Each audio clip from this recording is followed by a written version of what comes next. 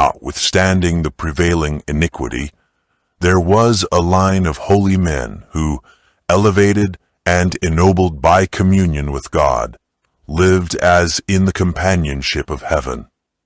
They were men of massive intellect, of wonderful attainments. They had a great and holy mission, to develop a character of righteousness, to teach a lesson of godliness not only to the men of their time, but for future generations. Only a few of the most prominent are mentioned in the Scriptures, but all through the ages God had faithful witnesses, true-hearted worshippers. Of Enoch it is written that he lived 65 years and begat a son. After that he walked with God 300 years. During these earlier years, Enoch had loved and feared God and kept his commandments. He was one of the holy line, the preservers of the true faith, the progenitors of the promised seed.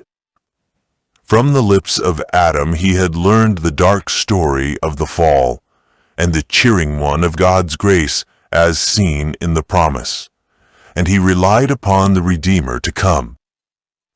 But after the birth of his first son, Enoch reached a higher experience. He was drawn into a closer relationship with God. He realized more fully his own obligations and responsibility as a son of God. And as he saw the child's love for its father, its simple trust in his protection, as he felt the deep, yearning tenderness of his own heart for that firstborn son, he learned a precious lesson of the wonderful love of God to men in the gift of his Son, and the confidence which the children of God may repose in their Heavenly Father.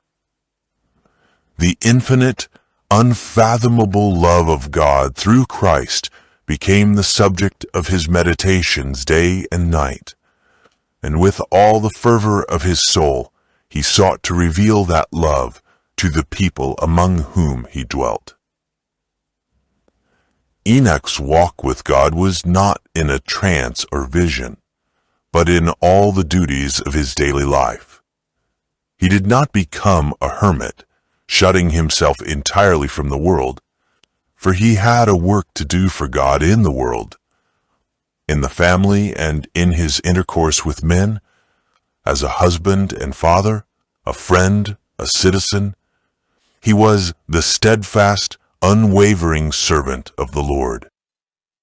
His heart was in harmony with God's will, for can two walk together except they be agreed? Amos 3 verse 3. And this holy walk was continued for 300 years.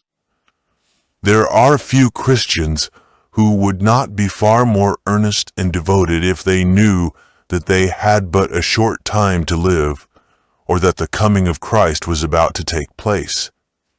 But Enoch's faith waxed the stronger. His love became more ardent with the lapse of centuries.